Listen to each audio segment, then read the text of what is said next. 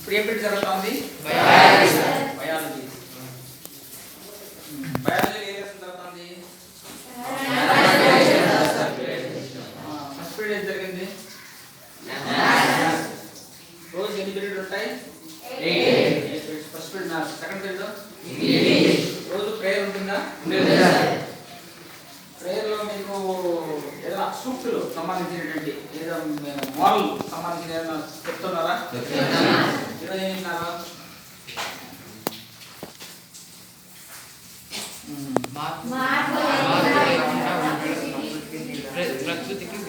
Okay okay. మా నువ్వేనా ఇప్పుడు లెసన్ చదువుతాను కదా, ఇప్పుడు ఏం లెసన్ చదువుతాను ఒకసారి చదువు. Transportation respiratory system.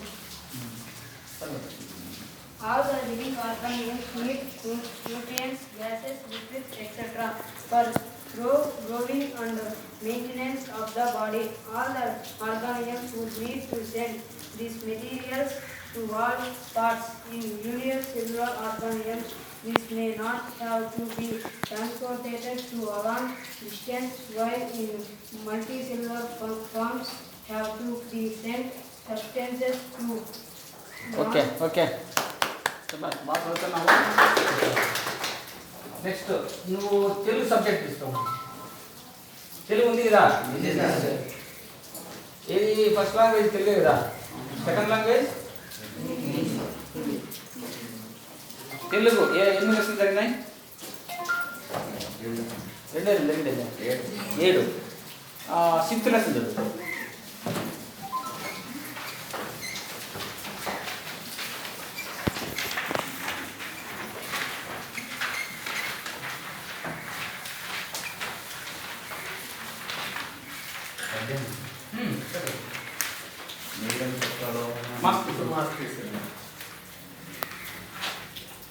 నేరం కొత్తలో ఉన్న నిలిచి ఎనముఖమై నశించున నేరమే ముఖ్యమట్లుండి నలిని దిశ సమిస్తమై కనురచున నేరమే సుత్తిలోబడి నిత్యము గాంచు సమించుత ప్రభం పౌష విద్యుత్లి ప్లదము మద్యము నృత్తము గొలచు వారికన్.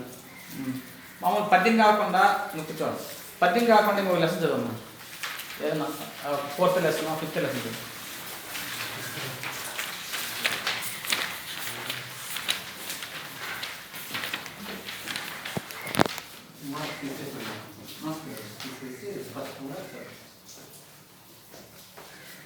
చంపక కౌదీయము పట్టణము గలదు. అందు సన్యాసులు ఎక్కందు వాసన చేయనుందరు. అందు జూదాకారముందు పరివార్జకు ఉండు గలదు. అతడు తాను దాని మీదికి ఎగిరి ప్రతిదీని మా వంటకము భక్షించి పోవచ్చును. హిందీ ఎన్నో లెసన్ జరుగుతుంది? అయిపోయిందా? హిందీ ఎన్నో లెసన్ జరుగుతుంది? కంప్లీట్ అయిపోయింది. హిందీ అంతా బుక్కే కంప్లీట్ అయిపోయిందా? అంటే ఇంకా రివిజన్ చేయడం అంటే సరే. 6th lesson Hindi.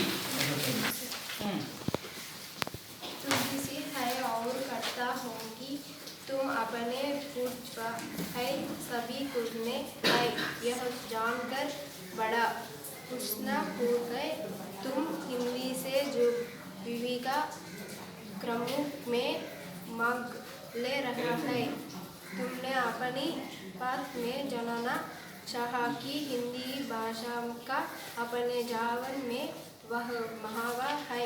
मैं तुम्हारी जान के चढ़ना नीची है समगाने रह हो भारतीय सर्गते सुगमम में देर के एकता के सूखे में बढ़ाने की लिखा का भाषा के औरुक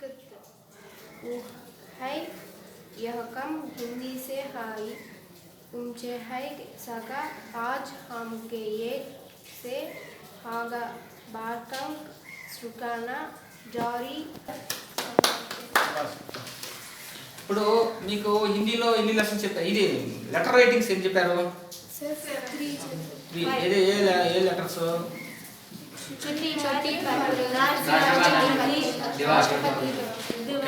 ఇప్పుడు అంతా ఈ సిలబస్ అంతా కంప్లీట్ చేసినారన్నారు కాబట్టి ఇంకా రివిజన్ లాగా మీరు ఇంకా ఎగ్జామ్ ప్రిపేర్ కావడమే. FA2కి రెడీ అయినారంతా?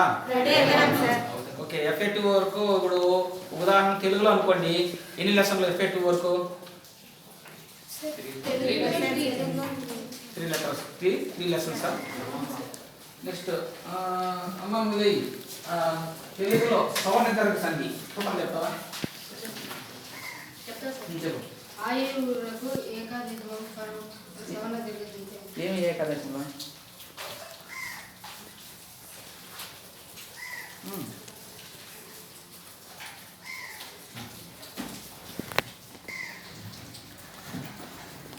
నేను ఎట్లా తప్పించేయచ్చు. ఉదాహరణ, good morning all of you. నా పేరు కృష్ణప్ప, నేను డిప్యూటీ చీఫ్ ఆఫీసర్ మమనపల్లి, తిరుపతి. ఇప్పుడు ఏమంటే ఇంతవరకు ఈ కరోనా వల్ల ఇంచుమించు 2 సంవత్సరాల వరకు మీరు 8, 9 చదువుకుని 10వ తరగతి వచ్చేసారు, అంతే కదా? ఇప్పుడు అదంతా కోల్పోయినట్టే మీరు. అందుకోసమని ఇప్పుడు ఈ ఇయర్లో అది కాక 1 2 months లేట్గా క్లాసెస్ కమెన్స్ అయినాయి. ఇప్పుడు సిలబస్ ఉంది కాబట్టి మీరు నెక్స్ట్ మార్చ్కి ఎగ్జామ్స్ డెఫినెట్గా ఉంటాయి. అందుకోసమని మీరు ఈ 2 సంవత్సరాలు బాగా రెస్ట్ తీసుకునేసి ఏమాత్రం చదువు పైన కాన్సన్ట్రేట్ చేయకుండా ఇప్పుడు కొత్తగా మళ్ళా వచ్చి ఇప్పుడు మళ్ళా మొదలుపెట్టారు. అందుకోసమని ఏమంటే మనం మళ్ళా ఏది కూడా కానీ కంటిన్యూగా చేస్తూ ఉంటేనే, ప్రాసెస్లో ఉంటేనే కంటిన్యూటీ వస్తుంది. లేకపోతే ఇప్పుడు చూడండి మీరు ఎంత తడబడుతున్నారో, ఆ విధంగా లేదు. Practice make a man perfect అన్నట్టు సాధన చెయ్యాలి. ఇప్పుడు అబ్బాయి కూడుకొని చదువుతున్నాడు, ఒకసారి కూడుకొని చదువుతావు, రెండోసారి కొద్దిగా స్పీడ్గా చదువుతావు, మూడోసారి చదువుతావు, 4వది ఆటోమేటిక్గా వస్తుంది. ఆ విధంగా మనము ఏది కూడా కానీ ఏదో వచ్చినామా సార్లు చెప్పిన ఏం పోయినామా కాదు, నెక్స్ట్ వేసి దాన్ని ప్రాక్టీస్ చేయాలి. ప్రాక్టీస్ చేస్తేనే వస్తుంది కానీ లేకపోతే 8% వలన ఏది కూడా కానీ రాదు. అందుకోసం ఏం చేయాలంటే మనము ఈసారి ప్రిపేర్ కావాలంటే మామూలుగా ఒక ప్రణాళికాబద్ధంగా ప్లాన్ ఆఫ్ యాక్షన్ అనేది తయారు చేసుకోవాలి. ఇప్పుడు మీరు స్కూల్కి వస్తుంటారు మార్నింగ్, ఫస్ట్ పీరియడ్ పలానా సబ్జెక్టు బుక్స్ తీసుకోవాలా, సెకండ్ పీరియడ్ ఇది అనే విధంగా 8 పీరియడ్కి సంబంధించిన బుక్స్ ఏ విధంగా తీసుకొని వస్తారో ఆ విధంగా మార్నింగ్ నుండి ఈవినింగ్ వరకు 8 పీరియడ్స్ వినేసి మీరు హోంవర్క్ తీసుకొని పోతారు. పోయిన తర్వాత ఈ 8 పీరియడ్లు అయిన తర్వాత మీరు కూడా టైర్డ్ అయిపోయింటారు. ఈవినింగ్ పోతానే ఒక 1 hour రిలాక్స్ అయ్యేసి కొద్దిగా రిఫ్రెష్ అయ్యేసి మళ్ళీ కూర్చుంటారు. కూర్చున్న తర్వాత ఏం చేయాలంటే ఒక 15 minutes లేదా 20 minutes కేటాయించి ఈరోజు ఫస్ట్ పీరియడ్ ఏం చెప్పారు, మనకు హోంవర్క్ ఏమి ఇచ్చారు, ఏం చేయాలి మనము అని చెప్పేసి ఆ రోజు ఉదాహరణ ఫస్ట్ పీరియడ్ ఇంగ్లీష్ అనుకోండి, ఇంగ్లీష్లో ఏమి ఇచ్చారు, ఈరోజు ఏం చెప్పారు, అది ఒక 4 సార్లు చదవడం, నెక్స్ట్ ఏమైనా రాసింటే రాయడం, ఆ విధంగా అయిపోయింది. నెక్స్ట్ ఒక 20 minutes అంటే నాకు మ్యాథ్స్ కావాల్సిన పొద్దుట్లో మ్యాథ్సే వేసుకుంటూ ఉండకూడదు. అట్లా అన్ని సబ్జెక్టు ఉదాహరణ 90 వస్తాయి, ఉదాహరణ 30 వస్తాయి. యావరేజ్గా అన్నింటిలోన అన్ని మార్క్స్ వస్తేనే మనకు మంచి గ్రేడింగ్ వస్తుంది. ఆ విధంగా మనం ఏం చేయాలి, 20 minutes ఒక్కొక్క సబ్జెక్ట్ కేటాయించి మనం ఏం చేయాలంటే అన్ని తప్పించేసేయాలి. ఆ రోజు కంప్లీట్ చేస్తేనే, లేకపోతే అనుకోండి ఈ రోజు హోంవర్క్ నిలిపేస్తారు, రేపు ఇచ్చింది నిలిపేస్తారు, రేపు 2 చేయాలంటే బటన్ ఎక్కువ. ఆ రోజు కంప్లీట్ చేసేయాలి. అంటే ప్రణాళికాబద్ధంగా చేయాలంటే ప్లాన్ ఆఫ్ యాక్షన్ మనం తయారు చేసుకోవాలి. ఆ విధంగా మనం ఏం చేస్తామంటే 7 సబ్జెక్టులు మనం కంప్లీట్ చేయాల్సి. కంప్లీట్ చేసిన తర్వాత రాయడం చదవడం రావాలనుకోండి 4 సార్లు చదవండి వస్తుంది, రాయడం రావాలనుకోండి 4 సార్లు రాసి ఆటోమేటిక్గా వస్తుంది. అట్లా చేసేసి ఈరోజు కంప్లీట్ చేసిన తర్వాత మీరు ఫుడ్ తినేసి పనుకుంటారు. పనుకున్నప్పుడు ఏం చేస్తారు, మళ్ళీ రీకాల్ చేసుకుంటారు. ఏమి ఫస్ట్ పీరియడ్ ఇంగ్లీష్ పలానా హోంవర్క్ ఇచ్చారు, పలానా చదివేసినాం, ఓకే పలానా సబ్జెక్ట్ ఓకే అనుకుంటాం. అట్లా ఒకసారి రీకాల్ చేసుకోవడం, మనం చేసుకుంటాం అన్నమాట. ఈరోజు ఇది అయిపోయింది, మళ్ళీ ప్రశాంతంగా పనుకుంటారు. ఏమంటే అర్లీ టు వేకప్, మనము కొద్దిగా త్వరగా పనుకోవాలి. అర్లీ టు వేకప్ అంటే తెల్లారి 5 గంటలకు లేచి మా ఫ్రెష్ ముఖం కట్టుకునేసి కూర్చున్నాం అనుకోండి, నైట్ అంతా రెస్ట్ తీసుకుంటాం. బాడీలో నుండి అన్ని పార్ట్లు రెస్ట్ తీసుకోండి, ఫ్రెష్గా ఉంటుంది. అప్పుడు మీరు ఎత్తుకొని ఏ సబ్జెక్ట్ అయితే కష్టంగా ఉంటుందో ఆ సబ్జెక్ట్ ఎత్తి మళ్ళీ 4 సార్లు చదివినారనుకోండి, ఆటోమేటిక్గా కంప్యూటర్లో స్కాన్ అయినట్టు మన మైండ్లో అది ఆటోమేటిక్గా కత్తిపోయేట్టుగా నిలిచిపోతుంది ఏది సబ్జెక్ట్ ఉంటుందో. ఆ విధంగా మనం ఒకటి ఏది కష్టంగా ఉందో దానిపైన కొద్దిగా కాన్సన్ట్రేట్ చేసి అర్లీగా నిద్రలేసి దాన్ని ఒక 4 సార్లు చదివినాం అనుకోండి, అప్పుడు మైండ్ ఫ్రెష్గా ఉంటుంది. అప్పుడే ఆటోమేటిక్గా మనకు ఐడియా వస్తుంది. మీకు ఏమైనా డౌట్ ఉంది అనుకోండి, నెక్స్ట్ వచ్చి రావడం క్లాస్ టీచర్ని అడగడం, సార్ ఇది నాకు కొద్దిగా డౌట్ ఉంది సార్, ఇది మ్యాథ్స్ అనుకోండి, సార్ ఇది ప్రాబ్లం ఎలా చేయాలా, నెక్స్ట్ అనుకోండి మ్యాథ్స్ ఇస్తాడు అనుకోండి, ఒకసారి బట్టి 4 సార్లు వేయాల, ప్రాక్టీస్ చేస్తేనే వస్తుంది. ఆ సూత్రం ప్రకారము ఒక్కొక్కసారి వేస్తాము, చూడకుండా వేస్తాము, 2 స్టెప్పులు మిస్ అయిపోతాయి. 2 చూసుకుంటావు, పలానా చోట 1 స్టెప్ మిస్ అయింది, నెక్స్ట్ టైం ఏంటంటే ఆ 2 స్టెప్పులు చూసుకుంటాం. అట్లా ఒక 4 సార్లు వేసామనుకోండి, మనకు ఒక 7-8 స్టెప్పుల రావాలా, ఒక 2 స్టెప్పులు ఎగిరిపెట్టాము వేసినప్పుడు, మళ్ళీ నెక్స్ట్ టైం వేసినప్పుడు పలానా చోట మిస్ అయింది, నెక్స్ట్ వేసుకుంటాం. అట్లా మనం ఏం చేస్తామంటే ఏడ తప్పు చేసాము, ఏది మిస్ అయింది అనేది ఒక 2-3 సార్లు చేసిన తర్వాత మనం ఐడెంటిఫై చేయొచ్చు. ఆ విధంగా మనం ఏం చేస్తామంటే ప్రాక్టీస్ చేసి అప్పుడు నేర్పించేసాం అనుకోండి, ఆటోమేటిక్గా మనకు ఒకసారి చేసి పెట్టాం కాబట్టి సరిపోతుంది. నెక్స్ట్ ఏం చేస్తామంటే అట్లా రోజు మనము ఈ షార్ట్ పీరియడ్లో మనం ఖచ్చితంగా బాగా ఫాలోఅప్ చేయాలి. నెక్స్ట్ ఏం చేస్తామంటే ఎగ్జామినేషన్ పోతాం అనుకోండి, ఏది కూడా కానీ ఎగ్జామినేషన్ పర్పస్ కోసమే కాకుండా ఓవరాల్ బుక్ అంతా మనం తర్ఫీ తినాం అనుకోండి, మనము ఎగ్జామినేషన్ పోయేటప్పుడు నెక్స్ట్ ఏమంటే ఫిబ్రవరి ఆ మధ్యకంతా ఈ వర్క్ అంతా కంప్లీట్ అయిపోతుంది. మళ్ళీ రెమిడియల్ అంటే మళ్ళీ మనం మనం ఏం చేస్తామంటే దాన్ని మళ్ళీ రివిజన్ పెడతాం. రివిజన్ పెట్టినప్పుడు ఏం చేస్తానంటే పలాని రోజు పలానా చోట ఈ లెక్క చేశాను, ఓకే నాకు ఇది ఓకే, నెక్స్ట్ ఇంకోటి ఓకే ఇది చూసాం అని చెప్పి ఒకసారి మళ్ళీ రివిజన్ లాగా చేసుకుంటాం. చేసుకునేసి ఎగ్జామినేషన్ పోయే టయానికి మనము సైనికుడు ఏ విధంగా అయితే యుద్ధరంలోకి పోతాడో ఐ కెన్ ఏది ఇచ్చి నేను రాయగలను అని పోగలను, ఎందుకంటే అన్నీ చేసిస్తాను, అన్నీ అప్పటికప్పుడు ఆ రోజు కంప్లీట్ చేయటం. మళ్ళీ ఎగ్జామినేషన్ పోయే ముందు 1 మంత్ రివిజన్ ఉంటుంది, ఆ రివిజన్లో కూడా మళ్ళీ అన్నీ చేస్తారు. చేసిన తర్వాత ఏం చేయాలంటే ఓవరాల్ అవగాహన, తెలుగు ఏది ఇచ్చిన రాయగలను, ఇంగ్లీష్ ఏది ఇచ్చినా చేయగలను, మ్యాథ్స్ ఏ సబ్జెక్ట్ ఏ ప్రాబ్లమ్స్ చేయగలను, అట్లా మళ్ళీ హిందీ ఏ లెసన్ ఇచ్చినా ఏ లెటర్ ఇచ్చినా రాయగలను, నెక్స్ట్ వచ్చి ఏ సబ్జెక్ట్ ఇచ్చినా రాయగలను అనే టైపులో మీకు కాన్ఫిడెన్స్ వచ్చేస్తుంది. ఎప్పుడైతే మనిషికి కాన్ఫిడెన్స్ ఉంటుందో మనము ధైర్యంగా పోగలము, ఏదైనా చేయగలము. మీరు ఎగ్జామ్ ఏ క్వశ్చన్ ఇస్తారో, ఏం చేస్తారో, ఎట్లా ఇస్తారో మీరేం చేయాలంటే కొన్ని క్వశ్చన్లే ప్రిపేర్ అయిపోయింటారు, అది వస్తే రాస్తారు లేకపోతే రాయలేదు, ఆటోమేటిక్గా మీకు కాన్ఫిడెన్స్ కోల్పోతారు, అయ్యి మేము రాయలేకపోయినాము. అన్నీ ప్రిపేర్ అయ్యేసి తర్ఫీద్గా ఫుల్ ఫ్లెడ్జ్డ్గా పోయినాం అనుకోండి, ఏదన్నా ఏమి రాయగలం అని ధీమా కూర్చుంటారు, పేపర్ చూస్తారు ఆనందంగా, ఇది నాకు ఇది నాకు ఇది నాకు దానిలో ఛాయిసెస్ ఉంటాయి. ఛాయిస్ వచ్చిన తర్వాత ఏదైతే పక్కగా మీకు వస్తుందో రాసినారనుకోండి, మనం మంచి గోల్ రీచ్ చేయడానికి ఆస్కారం ఉంటుంది.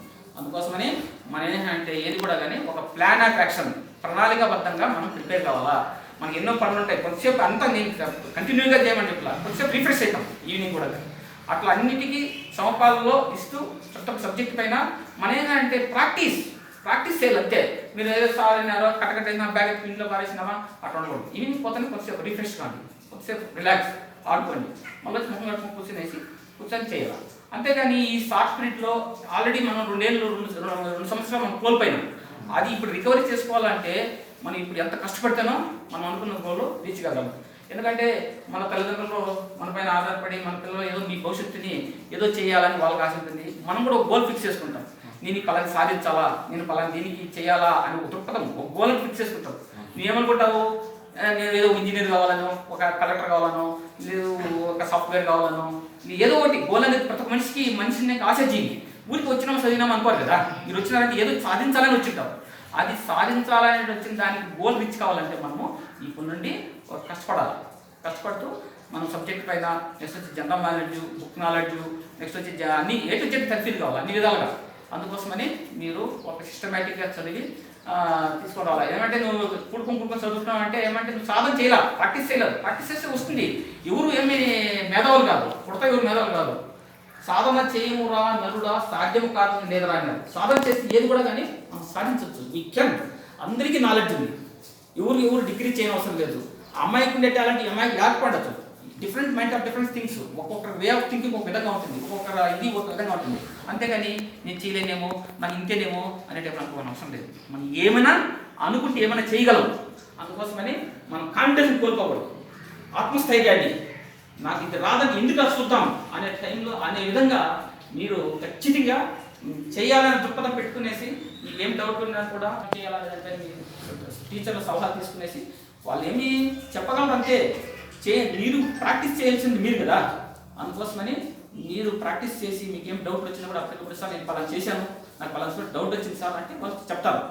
నెక్స్ట్ వచ్చి మీకు ఒకసారి బోర్డు మీద చెప్పండి చెప్తారు, నాకు ఏం ప్రాబ్లం లేదు. ఆ విధంగా మీరు ఇప్పుడు short field next FA2 exams రాబోతున్నాయి. అందుకోసమని బాగా ప్రిపేర్ అయ్యి FA2 రాసి నెక్స్ట్ ఫైనల్ ఎగ్జామినేషన్ కోసమని బాగా సైనికుల్లాగా తయారు కావాలి మీరు.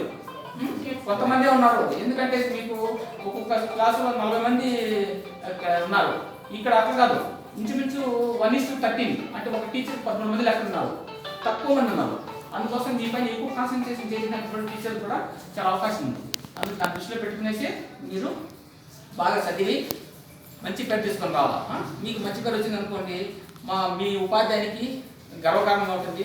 నెక్స్ట్ వచ్చి మీ ఉపాధ్యాయుని తర్వాత మేడం గారికి, మేడం తర్వాత మాకు, ఇట్లా పలానా సీనియర్ హై స్కూల్ ఎక్సలెంట్, పిల్లలు క్రమశిక్షణతో ఉన్నారు, సిస్టమేటిక్స్ వెళ్ళినారు, మంచి క్లాస్ వచ్చారు, మంచి అంటే మామూలు కాంపిటేటివ్ ఎగ్జామ్స్ కూడా జరిపిస్తుంటారు మీరు, వాటి కూడా పార్టిసిపేట్ చేయాలా.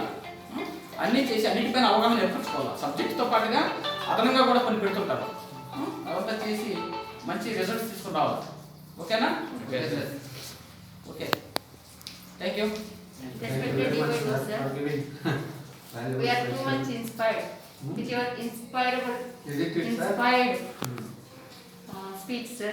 నిజంగానే మీరు ఈరోజు రావడం అనేది మాకు చాలా అదృష్టంగా భావిస్తాను. ఎందుకంటే పిల్లలకు మేము చెప్తూ ఉన్నప్పటికీ ఒక బుర్రకు అంత త్వరగా ఎక్కదనిపిస్తుంది.